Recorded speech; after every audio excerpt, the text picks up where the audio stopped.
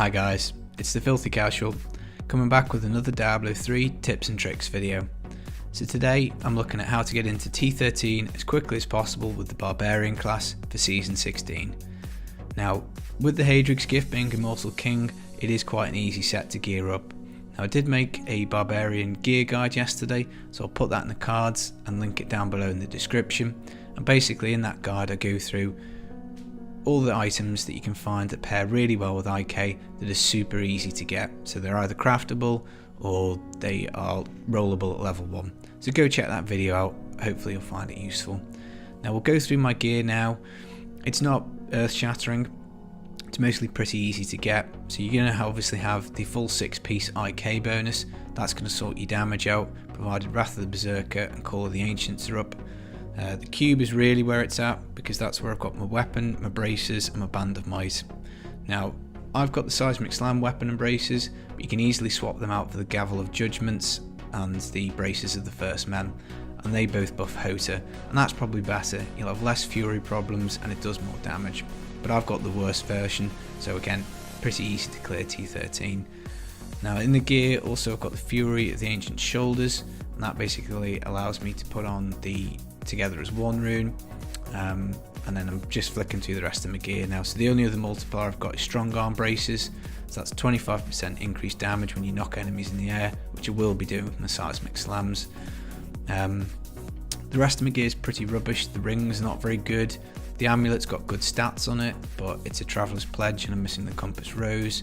My Bane of the Powerful is level 9, my Boon of the Horde is level 15, and the Legendary Gems aren't very good, and I'm missing obviously a socket in the amulet slot. I'm wearing a pair of Raycore pants, and probably the best thing that I've got that's dropped is the Furnace so far, so that'll give me some extra damage against elites, and it did roll with a socket, which obviously is pretty important early game for your damage. So I'm going to jump into T13 Rift now, and this is the first one that I've done this season, and you'll see that the leveling goes crazy. So Paragon 145, Legendary Gems are not helping me. It's pretty much the IK set and what's in the cube. Now if you do get the Gavel of Judgments, then the Fury of the Ancient Shoulders are nowhere near as important, but because Seismic Slam is pretty thirsty on the resource, I do need the Call of the Ancients to actually hit stuff and generate Fury for me. Now I have geared for cooldown a little bit. I've put a diamond in the helm, I've got cooldown in my Paragon a little bit, because ultimately if you don't get your Wrath of the Berserker up all the time, then you're not going to be dealing your damage. So I've also got the passive in the passive slots that brings the cooldown down, I think by 30 seconds for that, because I just want it up all the time. Now because I'm playing hardcore and because I'm a bit of a wimp, I've, in addition to the Band of Might and in addition to the Together as One rune, I've also opted for the Striding Giant rune on Wrath of the Berserker. So when that's up, I'm going to get another 50% damage reduction. Because let's face it, if my character dies, I'm going to cry, because I'm going to have to start leveling all the way from level 1. I didn't put any bits in my stash, so if I do it, I'll have my Paragon and that's it. So I'm going to be a little bit cautious playing hardcore at the start of the season. And as I say, first T13 Rift, so we'll see.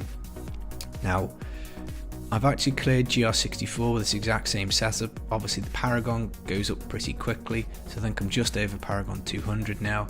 But as you can see, it's handling this content absolutely no bother. So what you need to look out for really is the Band of Might proc. So that's the little ring in the bottom left of the screen, and every time I cast Leap it resets, and that means you're getting 80% damage reduction from that. Now the cooldown on Leap is really short, and I prefer Leap, mainly because I can put the Iron Impact rune on it and get a massive armor buff, which helps your toughness, but also because it comes off cooldown so quickly, I always remember to press it, and I'm used to Leap Quake a lot. That's probably my favourite Barbarian build, so I'm used to spamming Leap whenever it's off cooldown, and I just find that if I use that skill then I won't forget to activate it, and I'll always have my 80% damage reduction up. Now once Wrath of the Berserker drops off, you're not really going to be doing any damage, so as I say, that's definitely the most important thing. So even if there isn't density around, you need to be casting Seismic Slam anyway, because you need to be getting rid of your Fury.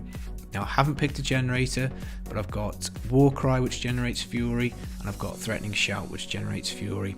So with those two things, with the Fury of the Ancients hitting stuff and generating Fury for me as well, or sorry, Call of the Ancients doing that, Fury just isn't a problem, so that's fine. So I'm quite happy with that, because it just means that I've got no worries.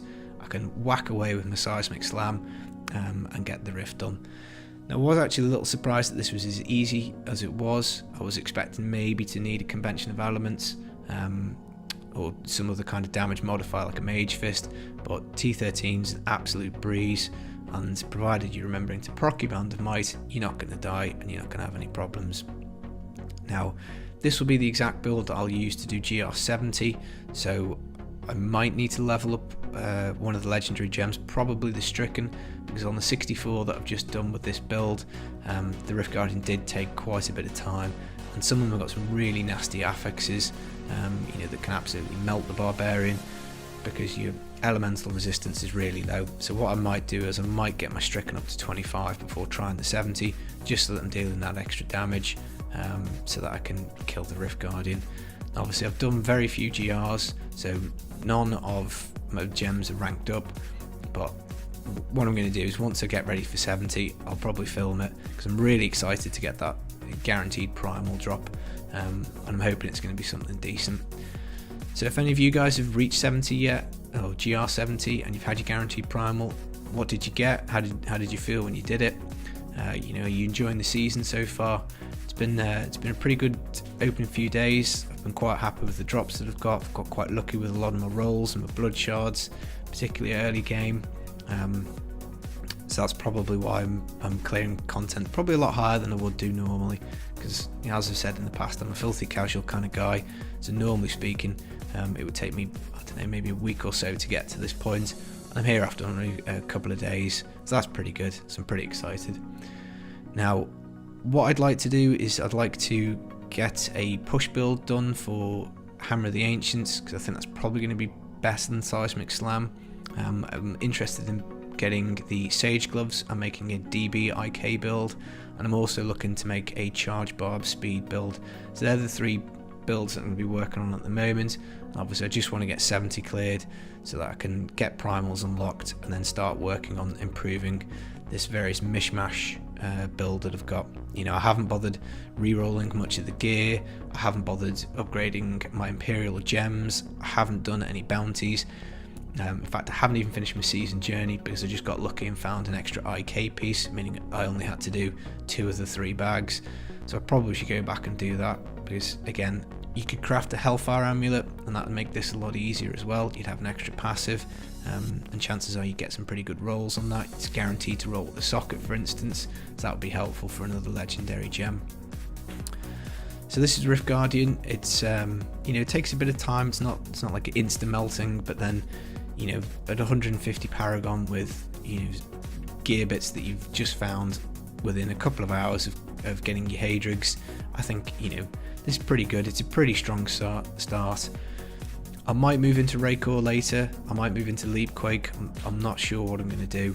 I would like to maybe test some LON Barbarian builds, but looking at most of the set multipliers, I haven't really come up with any ideas at the moment as to what it is that's going to be better.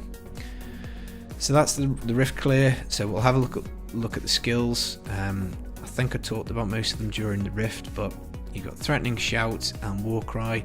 Threatening Shout adds damage, Warcry adds toughness, Seismic Slam with the Fire Rune procs the Strong Arm Braces, Call of the Ancients, Wrath of the Berserker obviously mandatory for an IK build, and then Leap is using to proc the Band of Might, and as I said earlier, you're getting your extra damage reduction with that.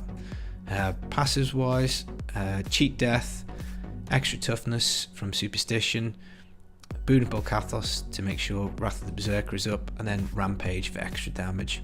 You can swap your passives around, but they're just the ones that I've gone for. So that's it guys, I hope you enjoyed the video, I hope you found it useful. If you want to use this build to clear T13, you're more than welcome to. It is a fun build to play, you're just smacking stuff with your giant weapon, and that's always quite nice.